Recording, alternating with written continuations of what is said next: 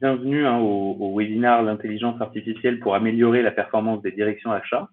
Merci à tous d'avoir pris le temps d'être avec nous aujourd'hui. Je m'appelle Benoît Larieux, je suis chef de projet marketing chez Silex.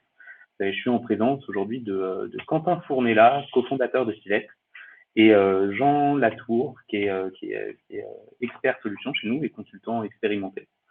Bonjour. Alors, pour rappel, Silex, c'est la première plateforme de sourcing cognitif en SaaS. On développe des technologies d'intelligence artificielle et de big data à destination des services achats. Donc, la société a 5 ans aujourd'hui. On travaille avec des ETI, des grands comptes du privé, mais aussi beaucoup avec le secteur public, notamment des collectivités, mais aussi des administrations centrales et des services d'État. Alors aujourd'hui, on a une trentaine de collaborateurs chez Silex, réunis entre 2 sites. On a nos équipes produits, commerciales, marketing et conseil à Paris, et nos équipes techniques, donc de recherche et développement à Sophia Antipolis, près d'Antibes, où on travaille main dans la main avec des laboratoires de recherche comme l'INRIA, mais aussi I3S, Eurecom, sur des sujets liés à l'intelligence artificielle. Alors, en parlant de ces nouvelles technologies, c'est vrai qu'aujourd'hui, on entend beaucoup parler d'intelligence artificielle, de big data, pourquoi pas même de Silex, mais on sait que parfois, c'est difficile d'avoir une vision concrète de la valeur que ça peut apporter au métier. C'est notamment une des raisons pour lesquelles on a décidé de faire ce webinaire qui est dédié spécialement aux partenaires conseils aujourd'hui. Donc aussi, vous êtes quand même nombreux à nous demander quelles sont les valeurs ajoutées concrètes de l'outil, les enjeux qu'on adresse, comment on travaille avec les services achats, etc. L'idée aujourd'hui, c'est de couvrir un maximum ces questions-là pour vous donner une vision notamment plus claire des solutions qu'on développe et de nos méthodes de travail. Alors l'atelier aujourd'hui va être divisé en 4 parties. Donc, premièrement, on parlera de notre positionnement sur le marché pour vous permettre de mieux comprendre justement où on se situe sur la chaîne achat et quelles sont nos valeurs ajoutées métiers. On parlera ensuite des innovations technologiques de Silex, en vous expliquant de manière concrète le fonctionnement de nos technologies et en passant en revue les avantages justement de l'intelligence artificielle et du big data pour les services achats. Dans un troisième temps, on parlera des déploiements de nos solutions, des étapes de travail pour vous présenter la méthode avec laquelle on met à disposition nos solutions chez nos clients. Et finalement, on échangera aussi autour des ROI de nos solutions en s'appuyant sur des cas concrets. On a ensuite prévu bien sûr un temps spécifique pour répondre à toutes vos questions, donc n'hésitez pas. Vous l'avez déjà sûrement vu, mais en haut à droite de votre écran, vous avez une messagerie, donc un onglet questions, qui vous permet de poser justement toutes vos questions, de réagir sur certains points. Le but, c'est que ça soit interactif aujourd'hui, donc n'hésitez surtout pas.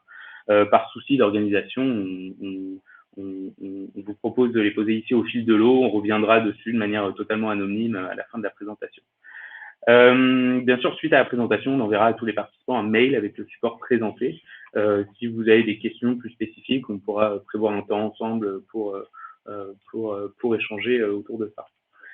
Donc, merci à tous à nouveau pour votre participation. Je vais laisser la parole à Quentin Fournella et Jean Latour. Merci beaucoup Benoît pour cette introduction. Bonjour à tous. Pour parler en effet aujourd'hui d'intelligence artificielle pour les directions achats, mais je pense plus précisément de ce qu'on fait chez Silex en la matière et donc comment on développe des technologies de pointe pour améliorer la performance du sourcing chez nos clients. Alors peut-être juste avant de rentrer dans le vif du sujet, quelques mots pour présenter Silex. Silex, on a 5 ans maintenant, donc en effet, moi je m'appelle Quentin Fournella, comme disait Benoît, et donc j'ai fondé la société en 2014. On est maintenant partagé entre 2 sites, Paris et Sophia Antipolis, et donc une trentaine de collaborateurs qui opèrent pour des clients. Ici, on voit beaucoup de références plutôt privées, mais on travaille aussi beaucoup sur le secteur public. Et il faut savoir que c'est un enjeu important, le sourcing pour la performance de la commande publique et des acteurs publics. Donc voilà, plutôt en tous les cas des structures qui sont plutôt matures, organisées dans leur processus achat, donc plutôt des ETI, des grands groupes sur le le secteur privé, et puis une population pour le coup plus hétérogène sur le secteur public.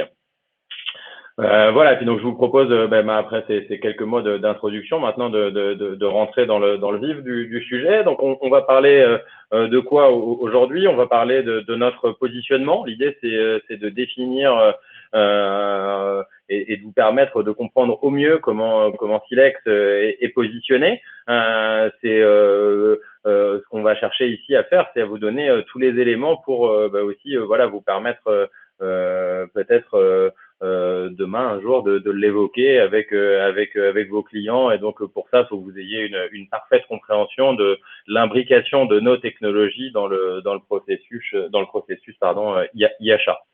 Ensuite, on reviendra sur nos innovations technologiques. Donc, on va parler d'IA un petit peu et puis de data aussi beaucoup.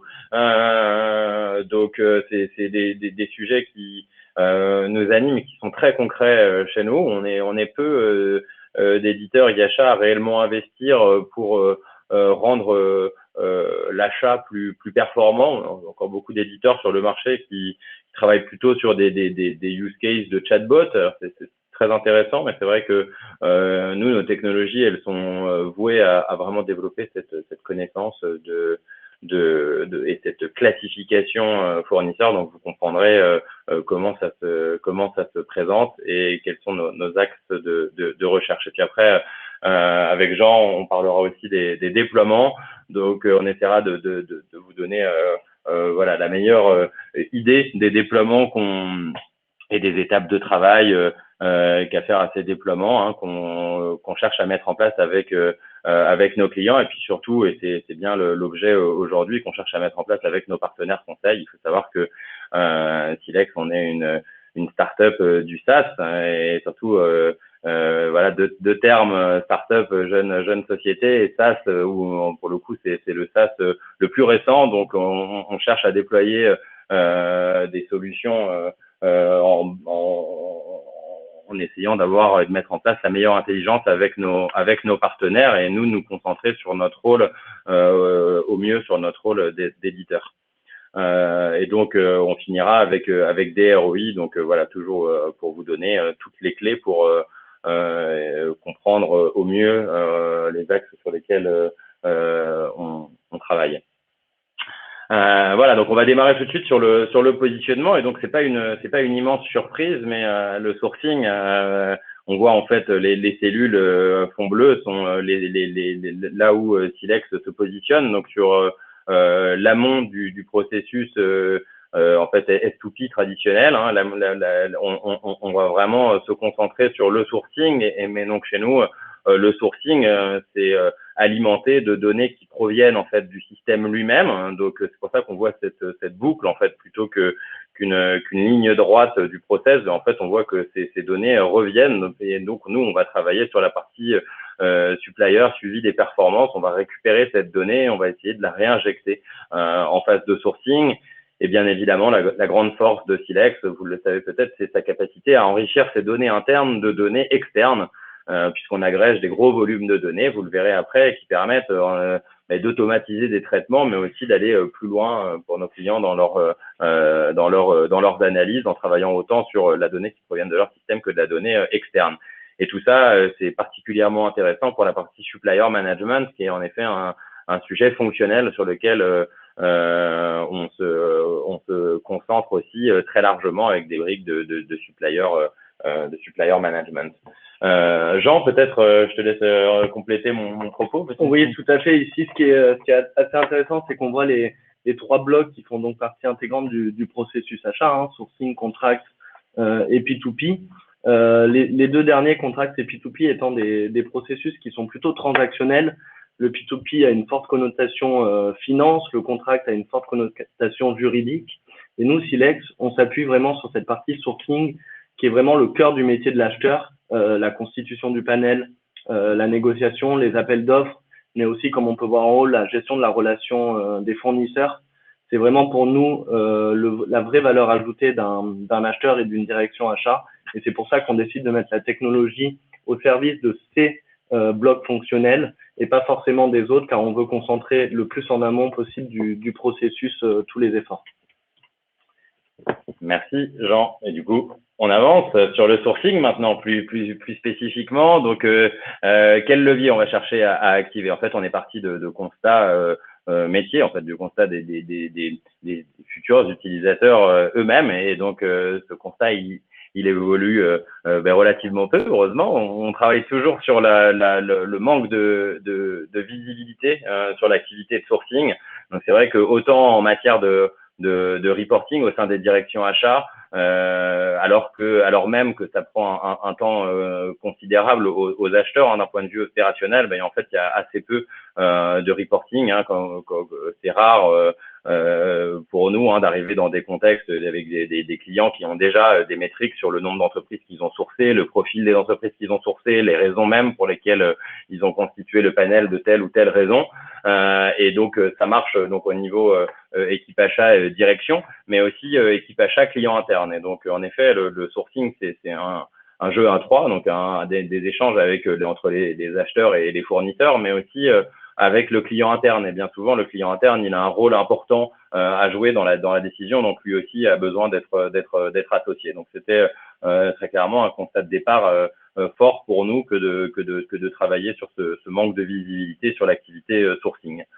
Ensuite, on a un sujet qui est davantage qu'à faire davantage au contrôle sur les pratiques. Donc, en effet, mettre en place des règles, différencier la manière dont on procède à un sourcing. On ne va pas sourcer de la même manière un achat à 10 000 euros, 50 000 euros, 250 000 euros ou 1 million d'euros. On va mettre en place des procédures qui sont adaptées et différenciées. Et ensuite, on va contrôler, suivre et piloter. C'est l'application de ces stratégies. Ça, c'est un deuxième axe. Et puis après, il y en a un troisième qui est évidemment qui représente une réalité concrète. Alors parfois, on a tendance à réduire le sourcing à ça. Ça, c'est davantage à faire davantage l'analyse des marchés, mais c'est sourcer les bons fournisseurs. En effet, quand on ajoute des contraintes importantes, que ce soit des contraintes d'innovation, des contraintes RSE, mais aussi plus simples, simplement des contraintes financières ou géographiques. J'ai besoin d'une entreprise très spécifique capable d'intervenir sur telle zone. Ça devient un long travail chronophage que d'aller identifier des sociétés qui sont capables de se positionner. Donc à ce moment-là, il peut y avoir un risque en matière de sourcing et puis pour la négociation qui va suivre, avec peut-être le risque, par exemple, de se retrouver avec trop peu de fournisseurs mis en concurrence.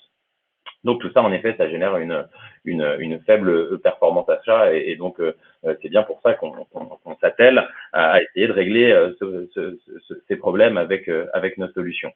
En matière d'IA, donc là, on a parlé sourcing et donc maintenant, comment l'IA là-dedans vient jouer son rôle. Alors, ce qu'il faut bien comprendre dans un premier temps déjà, c'est que chez nous, on n'est pas magicien de l'intelligence artificielle, donc on cherche à développer en effet les meilleurs algorithmes pour automatiser des traitements sémantiques en particulier, mais donc on va travailler dans un premier temps, dans tous les cas, avec nos clients, en fait, toujours de la même manière. Donc, dans un premier temps, on va travailler sur la collecte de la donnée disponible. Donc, c'est par exemple, en effet, dès cette phase, mais Jean, tu préciseras aussi comment les partenaires interviennent sur chacune de ces briques. Mais dans un premier temps, la collecte de la donnée. Ensuite, on va leur donner et leur mettre à disposition des outils qui permettent de piloter cette donnée.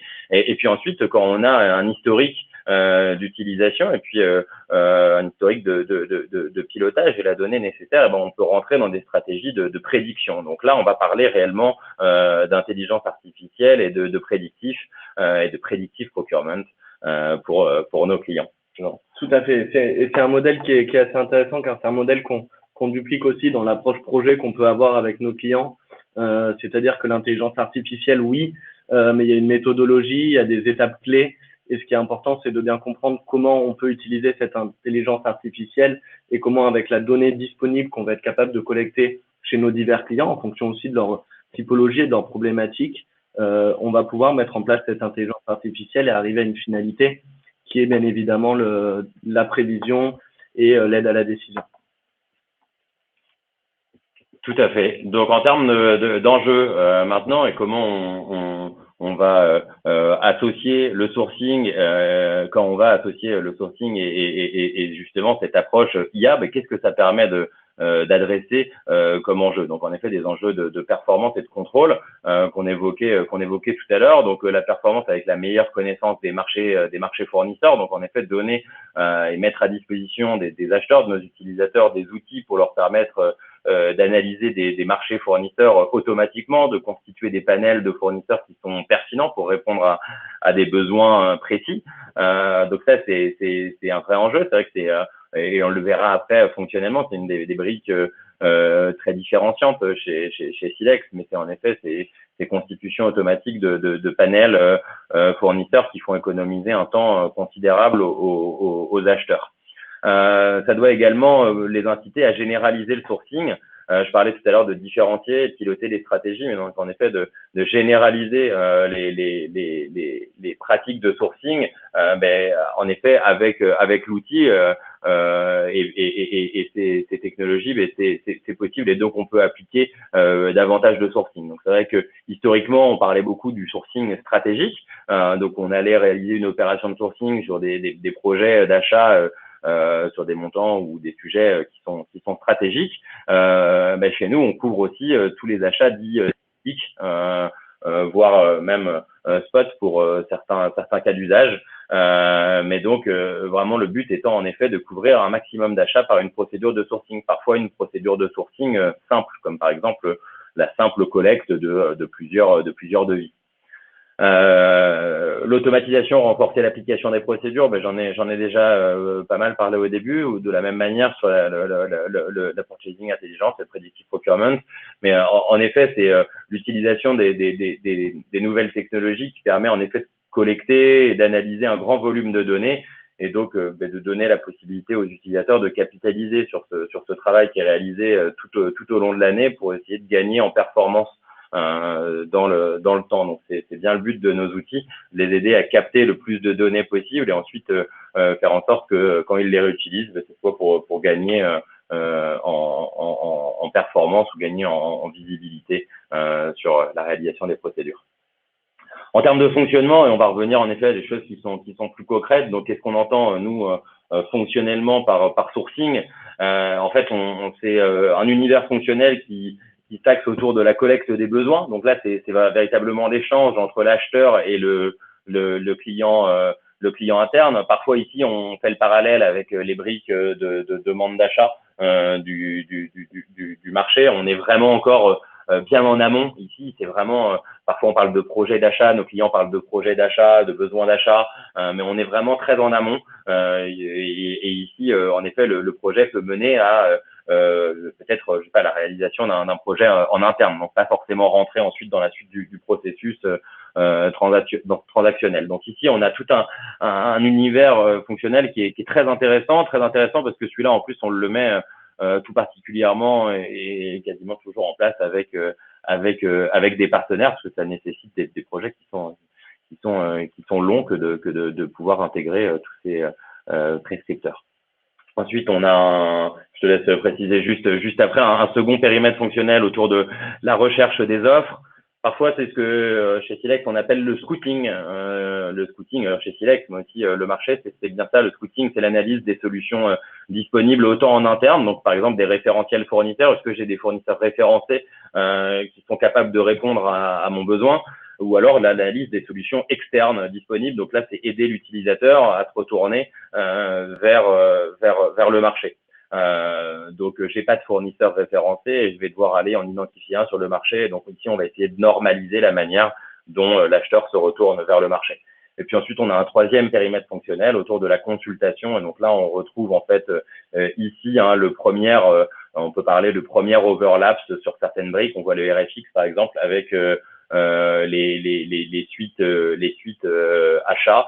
C'est en effet, ça dépend de nos clients. Il faut savoir que certains de nos clients n'ont pas de e-achat, ils ont simplement un ERP, donc ils peuvent voir un intérêt en effet à utiliser ces fonctionnalités. Donc ça nous permet de nous développer sur un certain nombre de comptes qui n'ont pas forcément pour projet que de s'équiper d'un e-achat. Et d'ailleurs, c'est pas forcément ici une question de taille. Pour l'anecdote, on a des très grands clients qui sont full ERP et pas forcément qui est l'IA chargeant. Je ne sais pas si sur ces périmètres Tout à fonctionnels, fait. vous voulez Ouais. préciser. L'enjeu majeur ici sur ces trois blocs fonctionnels, c'est vraiment de centraliser dans un premier temps des actions qui étaient déjà faites en interne, mais qui n'étaient pas forcément, qui pouvaient être disparses, qui pouvaient être difficiles à collecter. Et puis cette partie aussi de pilotage, où en l'utilisant, en digitalisant et en mutualisant tous ces flux, on va être capable de mieux les piloter, d'avoir une réelle vue sur son activité et de pouvoir gérer au mieux sa performance. De toute façon, de la même manière, je pense qu'on y reviendra et on pourra y revenir plus tard dans ce webinaire, s'il y a des questions spécifiques sur nos fonctionnalités et comment elles se déclinent. Alors pour avancer et rentrer dans des sujets plus technologiques, on va parler en effet des innovations technologiques qu'on développe. Parfois on le réduit à l'IA. Je vais faire un petit focus sur l'IA juste après, mais avant de parler d'IA, on a en fait plutôt deux sujets qui sont clés, le sujet de plateforme et puis l'accessibilité en SaaS. L'accessibilité en SaaS, ça permet en effet de mettre à disposition des clients beaucoup plus simplement, ça permet d'économiser aussi tout un tas de problématiques et c'est en effet en particulier sur le sourcing largement plébiscité de nos clients. Donc c'était bien évidemment juste un must-have. D'un point de vue plateforme, qui est également quelque chose sur lequel on travaille beaucoup. En fait, je le disais au début, il y a plusieurs populations qui se connectent à Silex, donc les acheteurs, mais aussi les clients internes, les fournisseurs, chacun avec des rôles différents. Par contre, ils accèdent au même cœur, à la même plateforme, et c'est simplement en fait la porte d'accès qui est différente. Mais tout ça permet d'embarquer et donc de fluidifier les interactions entre toutes ces parties prenantes et puis aussi ensuite de pouvoir suivre, horodater par exemple et contrôler ce qui est réalisé. Donc très important d'avoir ce fonctionnement en mode plateforme. Au-delà de la plateforme et de l'accessibilité, c'est aussi l'ergonomie. Alors comme ça peut paraître un peu dérisoire et pour autant on est un vrai SaaS, je le disais juste avant, donc les clients s'abonnent vite, mais ils pourraient aussi se désabonner très vite s'ils n'utilisaient pas. Donc, on est hyper concentré sur les taux d'utilisation que font les clients de nos technologies. Et donc, on travaille énormément l'ergonomie de nos interfaces avec des clubs utilisateurs réguliers, mais surtout un design qui est une conception qui est depuis nos tout débuts centrée utilisateur. Donc, on a des taux d'utilisation qui sont très, très élevés. Ils sont aussi élevé que des outils SaaS comparables sur des fonctions totalement différentes comme les outils CRM par exemple. Donc on va retrouver des indicateurs d'utilisation, de taux d'utilisation qui sont très très élevés parce qu'on est réellement d'une aide pour nos clients et on essaie de faire en sorte que ce soit le plus vite compris et que l'utilisateur très très vite s'habitue à utiliser et à recourir régulièrement à Silex. Voilà, donc maintenant peut-être plus spécifiquement sur l'IA. Donc en fait trois domaines. La data, on va y revenir juste après. Qu'est-ce que c'est la data chez Silex? Mais en effet, pourquoi Big Data? En fait, on utilise des technologies qui en effet nous permettent d'exploiter des très gros volumes de données. Donc, je parlais d'analyse externe tout à l'heure. En effet, pour être capable de produire ces analyses externes, on recoupe un très très grand volume de données. Et donc, c'est des technologies Big Data qui nous permettent de les exploiter. Entre autres des technologies Big Data, parce qu'après c'est aussi donc de l'analyse sémantique. Et ça, on voit un partenaire technologique historique de Silex qui s'appelle I3S, donc qui est un laboratoire qui est basé à Sophia Antipolis. C'est la raison pour laquelle nos ingénieurs sont historiquement basés à Sophia Antipolis. On a un partenariat avec des chercheurs chez eux qui aident une thèse chiffre chez nous qui adresse des sujets de web sémantique, d'analyse sémantique avec son équipe. Et donc ici, on va chercher à traiter le langage naturel. Donc en fait, quand on parle d'IA, on peut faire en effet de l'IA sur de la donnée qui est structurée, donc qui est bien organisée en colonnes, avec des cellules, ça va. Mais par contre, quand on parle d'IA sur de la donnée qui est déstructurée, il faut faire appel à de l'analyse sémantique pour pouvoir donc comprendre entre autres le langage naturel et donc être capable d'interpréter et d'utiliser cette donnée non structurée. En gros, de structurer une donnée qui est initialement non structurée. Donc ça, c'était essentiel, autant pour être capable de travailler la donnée externe que la donnée interne sur des très très gros volumes. Et donc ici, concrètement, en fait, on développe un arbre de connaissances qui nous est propre.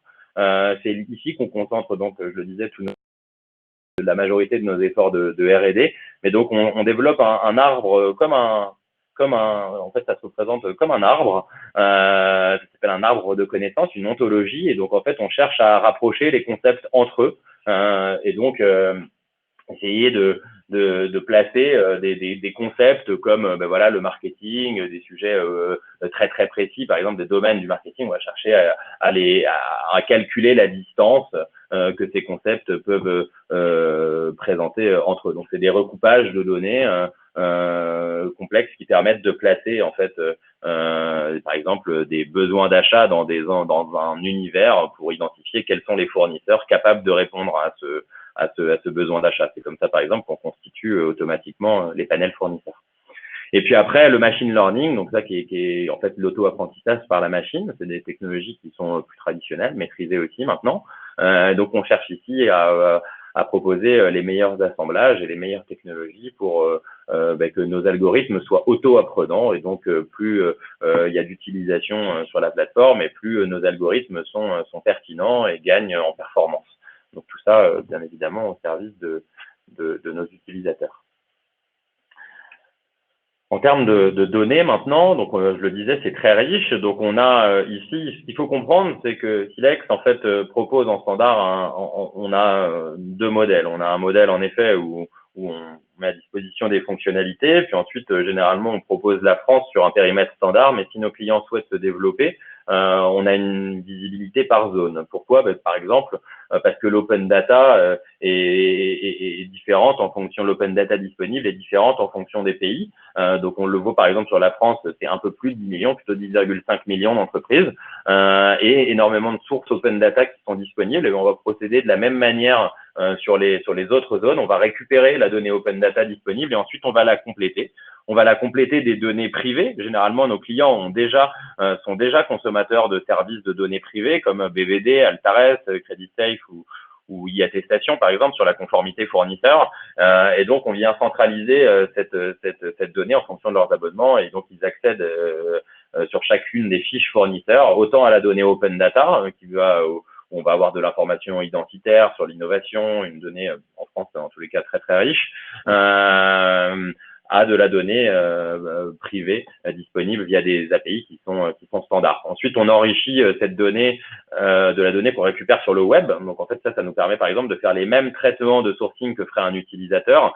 Il irait requêter Google pour aller identifier des sociétés. Ça nous permet de faire globalement la même chose automatiquement. On crawl à peu près 15 000 sites web par jour. Donc, vous voyez, 10 millions d'entreprises en France, pour vous donner un ordre d'idée, 10 millions d'entreprises en France, plutôt 1,5 million qui sont réellement sourçables, en fait. Les autres, c'est des coquilles vides, des SCI, par exemple, ou des holdings, sans activité réelle. Sur la partie de 1,5 million d'entreprises disponibles, eh bien, on vient crawler, si un site web existe, on vient crawler la donnée disponible sur le site, et donc, tous les mois et demi, en moyenne, on va passer sur le site pour récupérer d'éventuelles nouveautés qui nous permettraient d'affiner notre connaissance du fournisseur. Et puis après, le supplier network, donc je disais tout à l'heure que les fournisseurs eux-mêmes pouvaient se créer un environnement, leur propre environnement. Ils peuvent ici déclarer et charger un certain nombre d'informations à valeur ajoutée, le but n'étant pas ici de leur demander le nom de la société. Ça, on arrive à recouper en utilisant un identifiant unique, en France le CIRES par exemple. Mais ensuite, on va surtout leur demander de renseigner donc de l'information à valeur, comme des catalogues ou de déclarer des offres ou toute autre information.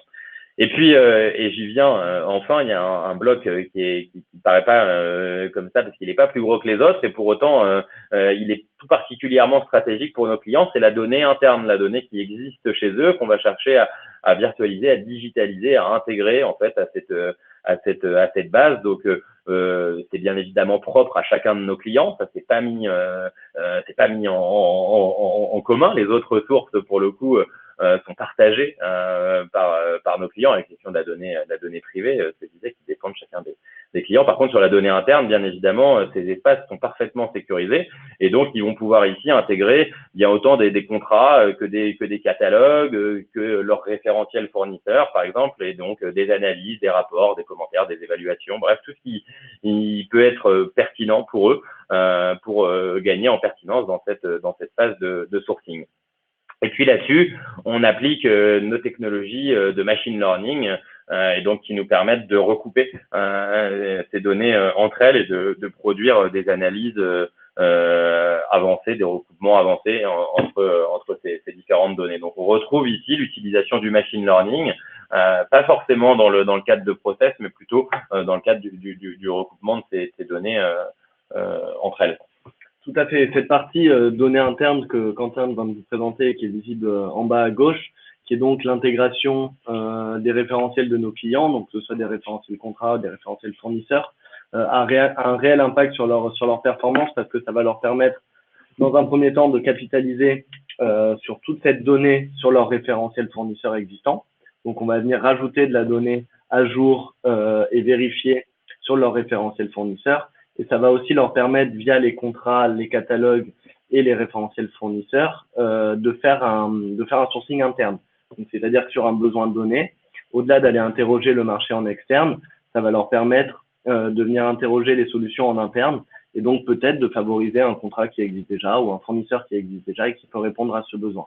Donc là, on est vraiment dans une vision globale du sourcing, un besoin qui est émis, et puis toutes les solutions disponibles qui sont mises à disposition de l'acheteur pour qu'il puisse prendre la bonne décision au bon moment en fonction de ce qui est disponible.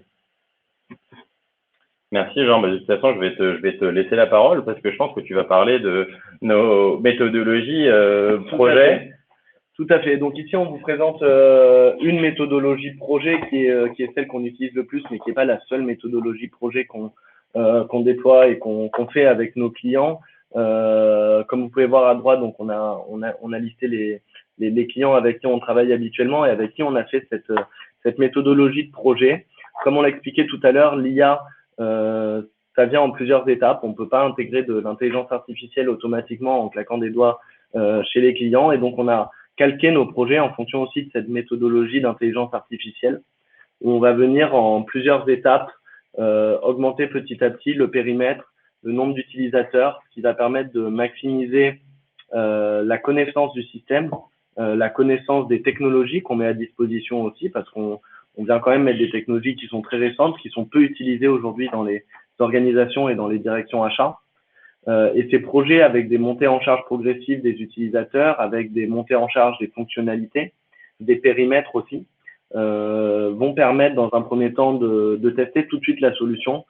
Comme expliquait Quentin, on est une solution SaaS, donc très rapidement, en très peu de temps, on est capable de mettre à disposition la solution à des utilisateurs et à des clients.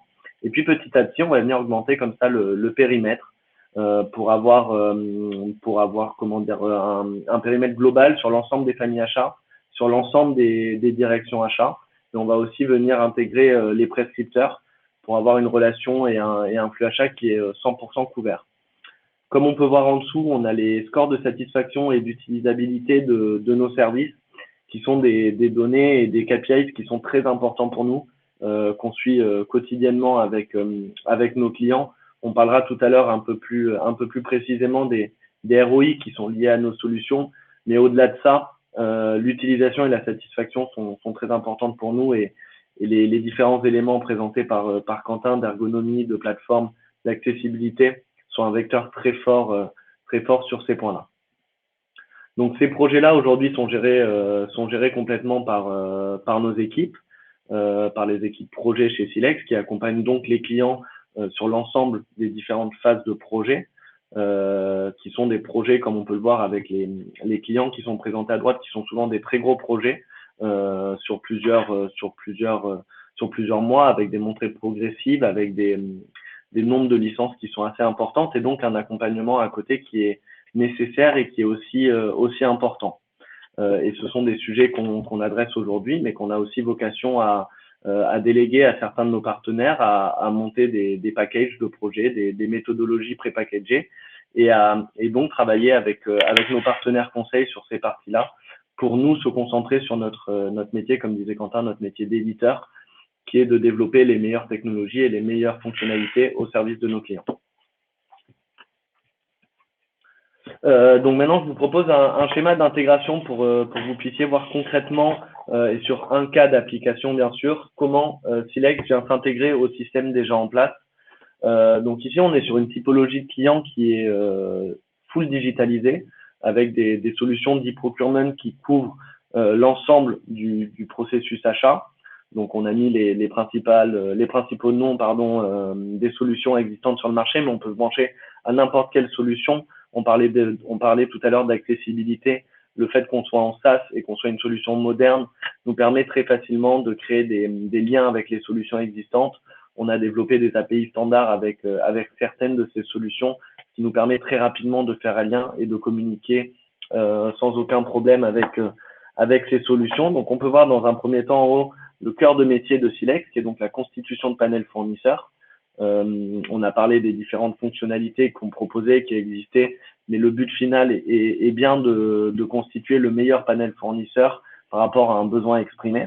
Et donc, on va venir, une fois que ce panel est constitué sur Silex, envoyer ce panel sur les solutions e-procurement pour que la partie sourcing stratégique, appel d'offres, enchères inversées, puisse être réalisée. C'est ce qui permet d'avoir un flux complètement intégré. On a des liens directs via API, ce qui permet d'éviter aussi la multiplicité des solutions et de devoir se connecter sur un pléthore de solutions. Le lien est direct. Une fois que le panel est constitué sur Silex, via un clic, on va tout de suite arriver sur son outil d'e-procurement et on va pouvoir continuer son flux métier de manière très naturelle. Et puis en dessous, on voit le bloc qui prend en compte la partie relation des fournisseurs et données fournisseurs.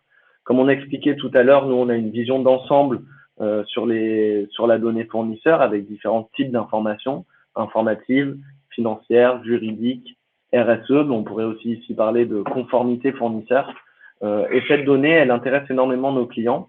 Donc, même si leur SRM maître se trouve dans leurs outils d'e-procurement, nous, on va être capable de venir nourrir cette SRM, de venir compléter cette SRM, de venir y intégrer de la donnée à jour, de la donnée vérifiée, de l'historique de données, ce qui va permettre d'avoir, au-delà d'une relation très transactionnelle avec son fournisseur, d'avoir de la donnée à jour et de pouvoir capitaliser dessus sur l'ensemble de son flux. Donc ici, la communication est entrante et sortante au niveau des données fournisseurs parce qu'on vient récupérer et intégrer le référentiel fournisseur et puis dans un second temps, on vient le nourrir avec cette donnée à jour et vérifiée. Ce qui est important aussi de noter, c'est qu'on a d'autres typologies de clients et qu'on sait très bien travailler avec eux. Donc un client qui n'aurait pas d'outil d'e-procurement mais uniquement un ERP, on est capable de venir se brancher, on est capable de devenir aussi le SRM maître, donc de gérer de notre côté toute cette partie de la donnée et de la relation fournisseur et de venir ensuite envoyer cette information sur un système comptable, sur un système financier, sur un système transactionnel. Voilà pour cette partie intégration. Je vous propose maintenant de passer sur les modules Silex.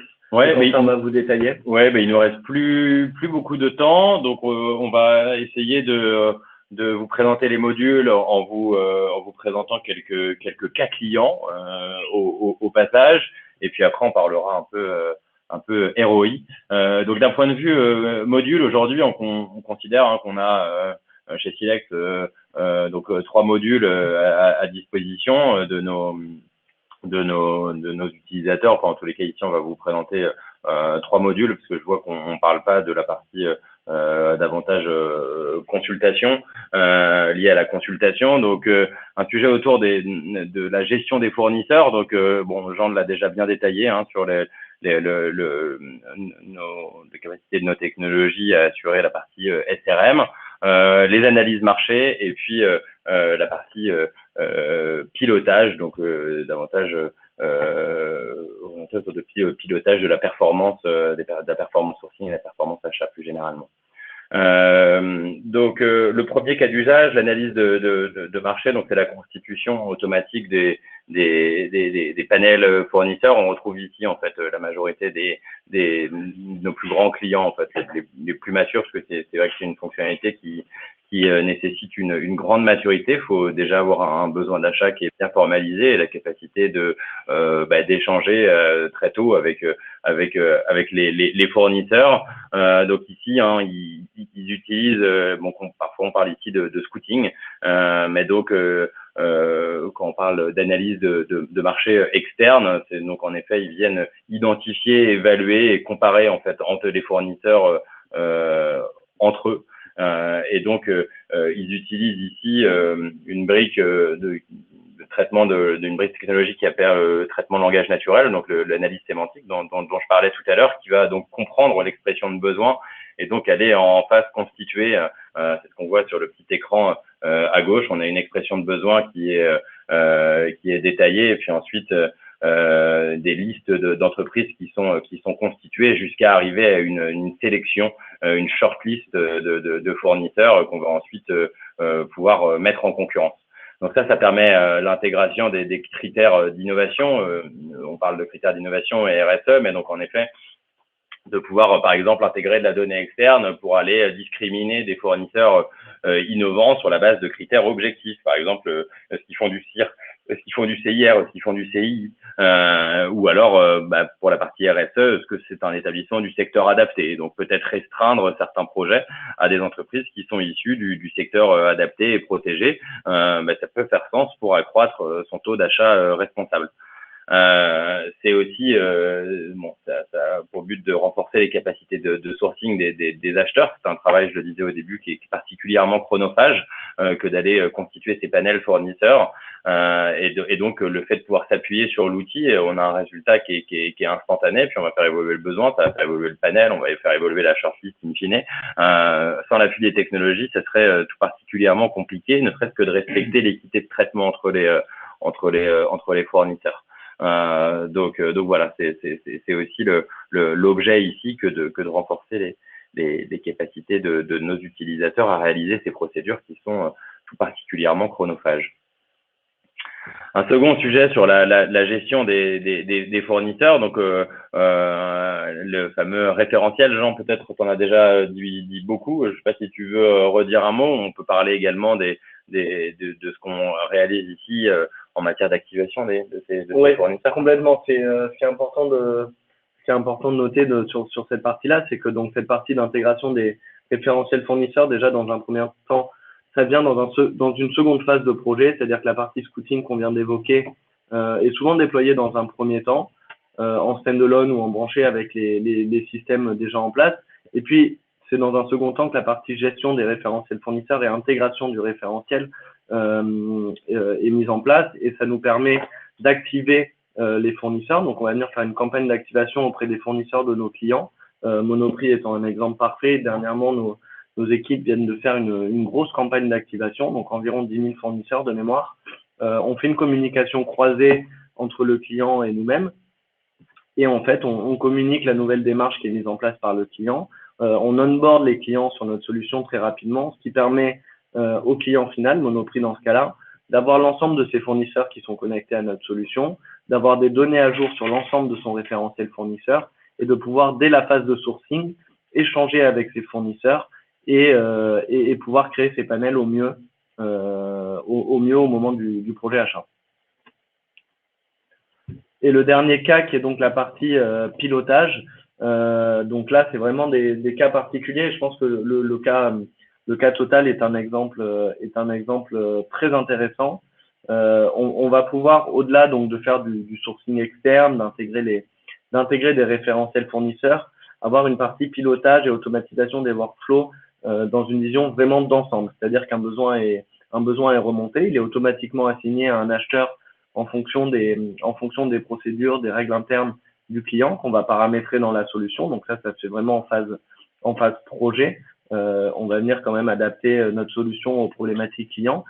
Une fois que ce besoin est remonté et automatiquement envoyé à l'acheteur responsable, on va venir chercher l'ensemble des solutions qui sont disponibles que ce soit des solutions qui peuvent être dans un contrat déjà existant, dans un fournisseur déjà référencé chez le client, dans un stock aussi, hein, c'est le cas pratique de Total en fait, hein, pour faire la petite histoire, les achats standards sont très décentralisés chez eux, et donc quand un moteur par exemple dans une usine casse et qu'il y a besoin de le remplacer, ils avaient très peu de visibilité sur le parcours achat qui a été fait à ce moment-là, et grâce à notre solution de pilotage et d'automatisation, la personne en charge dans l'usine qui a un besoin va rentrer son besoin, et nous on va aller fouiller dans l'ensemble des stocks chez Total, l'ensemble des contrats existants, donc des contrats cadres, éventuellement des catalogues, et on va leur donner voilà la liste des solutions qui existent pour leur permettre de prendre la meilleure décision au meilleur moment. Voilà, alors c'est bien évidemment ça des sujets qui sont voilà particulièrement vastes, mais en effet l'idée c'est de les accompagner pas à pas, donc on fait pas tout d'un coup. L'idée c'est d'intégrer de plus en plus de solutions disponibles et donc de couvrir en fait un scope d'achat toujours plus large. Et donc pas à pas orienter l'utilisateur vers la bonne solution. Donc en fait c'est vrai que pour l'utilisateur, il y a une impression de liberté, parce que du coup, quand avant, il fallait peut-être passer un coup de téléphone pour demander la disponibilité, pour rester sur ton exemple, Jean, d'un moteur sur un autre site, et bien maintenant, ils le font directement via l'outil, ils voient la disponibilité éventuelle, de la pièce ailleurs, et puis si pour X ou Y raison il veut pas cette pièce-là, on va le réorienter vers une autre solution, puis une autre solution, et ainsi de suite. Donc il y a un vrai parcours sourcing qui vient être organisé étape par étape pour l'utilisateur. Tout à fait, et on parle ici donc d'achat guidé, c'est-à-dire qu'on va pas faire l'acte d'achat à la place de l'acheteur. On n'est pas là pour remplacer l'acheteur dans son métier, mais on est là pour lui mettre à disposition le plus rapidement possible toutes les solutions disponibles. Et comme on le dit depuis tout à l'heure, l'objectif étant de prendre vraiment la bonne décision. Donc c'est vraiment de l'achat guidé. On met en place des différentes règles, on automatise ces règles et on permet aux directions achats de piloter ces différents actes d'achat dans des contextes décentralisés et donc d'avoir la main mise et une vision d'ensemble sur toutes ces procédures. Le guided buying. Exactement. Super. On parle de ROI peut-être, Ouais. peut-être rapidement. Alors on a fait le choix de distinguer trois typologies de ROI parce que c'est vrai que parfois on mélange un petit peu tout, puis il y a toute une partie aussi que toi on suit ensuite nous Exactement. en projet ou que vous mettez en place avec nos clients. Voilà, c'est ça. Donc nous, dans toutes les phases projet, la notion d'indicateur de performance et de retour sur investissement est primordiale. Donc on suit avec chaque client des indicateurs et des ROI qui sont spécifiques.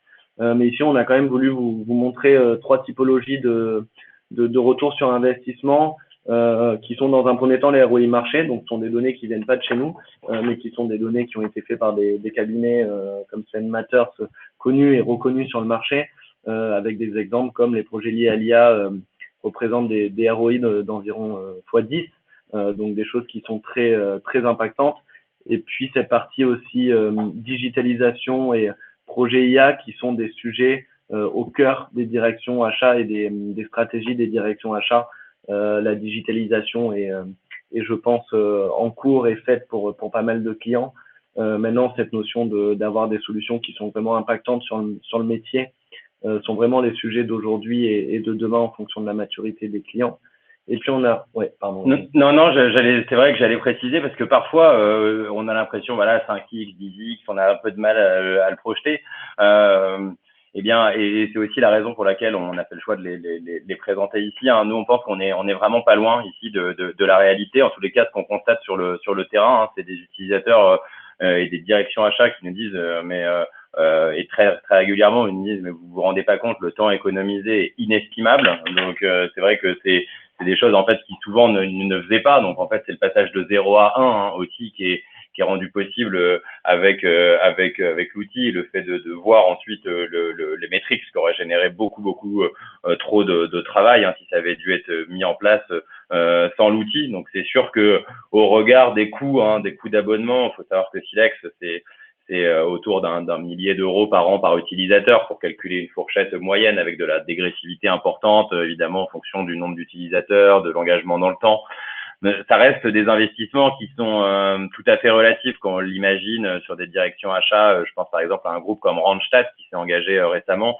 Il me semble que c'est une direction achat de 5 utilisateurs. Donc voilà, vous pouvez imaginer ce que ça peut représenter comme coût pour eux. Et pour autant, ça leur permet de générer des ROI qui sont véritablement considérables. On avait aussi, j'avais aussi une discussion récemment avec directrice achat d'un grand groupe d'autoroutes qui est client chez nous depuis quelques temps et qui me disait, ben moi je considère que l'outil est rentabilisé dès la première utilisation qu'en font les utilisateurs. Pourquoi? Ben parce qu'en fait, les économies générées sur un projet d'achat, un projet de sourcing qui va passer via Silex suffiront à son niveau à amortir les coûts d'utilisation, ne serait-ce qu'en termes d'économie achat, quoi.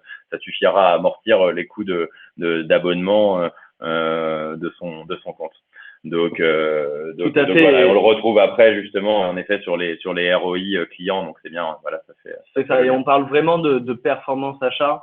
Donc bien sûr, on va gagner du temps grâce à Silex. La mise à disposition de fournisseurs qualifiés n'aura jamais été aussi rapide. C'est aujourd'hui une tâche qui est très chronophage. Nous, on vient l'automatiser, donc en très très peu de temps, vous allez être capable d'avoir une liste de fournisseurs répondant précisément aux besoins exprimés. De la même manière dans la qualification, dont tu parlais tout à l'heure, Ouais. sur les échanges de données, par exemple sur la qualification, le temps de récupérer les informations pour qualifier le fournisseur. C'est-à-dire que souvent le SRM est peu complété, donc c'est vrai que le fait d'avoir l'information automatiquement, la donnée automatiquement, qu'elle puisse être poussée vers l'éventuel système, c'est un temps considérable ici qui est économisé. On va passer d'une base SRM souvent statique, des données qui sont rentrées par un utilisateur à un instant T et qui sont pas forcément suivies, à un SRM avec de la donnée dynamique, mis à jour régulièrement, donc vraiment impactant. Mais au-delà de ça, au-delà du temps gagné, on parle vraiment de performance achat. Il y a 2 chiffres sur lesquels je voudrais revenir rapidement. C'est les économies d'achat qui peuvent atteindre 30% par rapport à un achat non sourcé. Donc on voit bien ici tout de suite l'impact financier et direct d'un sourcing en phase amont. Et puis le deuxième point qui est très intéressant pour moi, c'est le 15% des fournisseurs identifiés grâce à Silex sont in fine retenus. Donc là, on met bien en avant le fait que si une solution comme Silex n'est pas utilisée, on n'aurait pas identifié ce fournisseur, donc on l'aurait pas retenu en fin de processus, et donc la performance achat n'aurait pas été la même. Le plus tôt on est au courant du marché, le plus tôt on va pouvoir adapter son cahier des charges, on va pouvoir challenger le besoin de ses prescripteurs, et donc on va pouvoir amener de la performance achat. La connaissance du marché pour un acheteur reste donc bien le cœur de son métier et son vrai impact dans une organisation. Voilà, pour cette partie retour sur investissement, c'est un vaste sujet, on pourra en discuter en direct. Bien sûr, je suis à votre disposition pour évoquer ce sujet, mais je vous propose de passer à la suite. On approche de l'heure de fin de ce webinaire. Il y a encore plein de choses qui sont mises en place, et d'ailleurs c'est aussi des sujets, les ROI, le suivi des ROI sur lesquels on travaille encore main dans la main avec vous, avec nos clients, pour essayer de s'améliorer tout le temps. Merci beaucoup. Peut-être Exactement. Alors merci à tous pour votre écoute. Il y a 2 questions qui m'ont été posées en privé, mais peut-être que je vous laisse le temps rapidement, quelques secondes pour en poser d'autres. C'est vraiment l'occasion. Alors pour commencer, peut-être quelque chose qui est intéressant, une question qu'on nous pose quand même assez souvent lors d'événements, de salons, etc. Quand on parle à des nouveaux partenaires potentiels. Est-ce qu'on travaille déjà avec certains cabinets de conseil? Alors, bien évidemment qu'on travaille avec des cabinets de conseil. On est en relation constante avec eux. On discute avec énormément de cabinets de conseil. Aujourd'hui, c'est vrai que la majorité des projets sont portés par nos équipes, mais on est une société qui est en très forte croissance. On se déploie énormément. On a de plus en plus de clients, et notre volonté à moyen terme, c'est vraiment de travailler main dans la main avec nos partenaires conseils pour qu'on puisse, comme j'expliquais tout à l'heure, se focaliser sur notre rôle d'éditeur et être capable de déléguer une partie de ces gros projets qui sont qui sont vraiment des projets qui prennent du temps, qui demandent des besoins en termes d'équipe assez importants. Donc oui, cette notion de travailler avec les cabinets de conseil sont pour nous nos partenaires stratégiques, les cabinets de conseil, et avec qui on développe des relations très proches. Ouais, et d'ailleurs, absolument, et pour compléter le propos de Jean, donc en effet, c'est tout à fait important. C'est aussi tout à fait important pour nous, hein, pour les premiers cas d'usage, et c'est pour ça que Jean disait, ben voilà, on porte encore un certain nombre de déploiements. C'est aussi pour faire en sorte que ça se passe bien, qu'on soit sûr, et puis qu'on ait toute la matière ensuite pour être capable de plus fortement l'assurer directement. Mais c'est vrai que de plus en plus justement sur certaines typologies, populations bien identifiées, en particulier sur le secteur privé, ben on s'appuie sur des partenaires qui sont soit déjà en place, soit qu'on sait aussi nous introduire au bon moment. Donc d'un point de vue plus opérationnel, hein, moi chez Silex j'ai aussi la responsabilité de l'équipe commerciale. Donc voilà, c'est toujours avec un plaisir de prendre le temps de redescendre ensemble, par exemple, nos clients base installée, puis de regarder comment on peut essayer de trouver des synergies pour apporter plus de valeur aux clients et puis bien évidemment à nos structures également. Très bien. Alors, une autre question, enfin, du coup, une des premières questions qui m'a été posée en privé, là, quel est votre. Alors, c'est tout à l'heure qu'on était sur la slide technologie. Ouais. Donc, quelle est notre brique technologie clé? Alors, en fait, c'est vrai que c'est des sujets qu'à faire au web sémantique, à l'analyse sémantique, c'est ce que je disais, et c'est vraiment ce sujet de classification automatique des fournisseurs, notre capacité à vous nous donner, en fait, à être capable de prendre à partir d'un identifiant unique, hein, je ne peux pas le dire autrement, donc pour redire très concrètement, en France, c'est le numéro SIRET. Eh bien, on vient classifier automatiquement le fournisseur et ça va évoluer tous les jours si évidemment les données sur ce fournisseur évoluent ou que l'écosystème autour évolue. Et donc, on va avoir une classification dynamique du fournisseur qui nous permet de dire, bah, voilà, telle société, elle opère à voilà, tel pourcent sur tel domaine d'achat, tel pourcent sur tel domaine d'achat. Et donc, ce recoupement complexe qui permet de décrire chaque élément, donc autant des sociétés que des expressions de besoin, par exemple. Ça, c'est la classification automatique des fournisseurs. Alors, il faut savoir, peut-être pour répondre encore plus spécifiquement sur ce point, hein, on rend disponible et public un grand nombre de nos articles de recherche. On sera encore début juillet prochain à la conférence Semantics à Karlsruhe en Allemagne. Donc voilà, c'est des sujets sur lesquels, en tous les cas, vous pouvez retrouver de la documentation. On peut aussi, si besoin, en fournir, mais donc c'est bien sur ces sujets métiers qui est la classification automatique des fournisseurs. Très bien, merci. Et donc, pour finir, juste, est-ce qu'on a imaginé créer des événements dédiés aux partenaires? Alors, ça peut vouloir dire beaucoup de choses. Donc, alors, du coup, on commence un petit peu, on essaye avec, par exemple, ce type d'initiative. C'est jamais évident parce qu'on essaye de créer aussi toute la matière. Pour autant, ben voilà, on se croise très régulièrement, soit chez nos clients, sur des événements. On pense et on va essayer de structurer les choses au mieux pour faire en sorte que on entretienne les meilleures relations avec nos partenaires conseils. Et donc, oui, a priori, on s'oriente vers la création, l'organisation de nouveaux événements dédiés à nos partenaires. L'idée étant bien évidemment de trouver vraiment et de déployer toutes les synergies possibles. On pense, et aujourd'hui, et Jean le disait tout à l'heure, en effet, on a la chance de se développer dans de bonnes conditions. Donc, je crois qu'on a pas loin je crois qu'on a une cinquantaine de clients maintenant.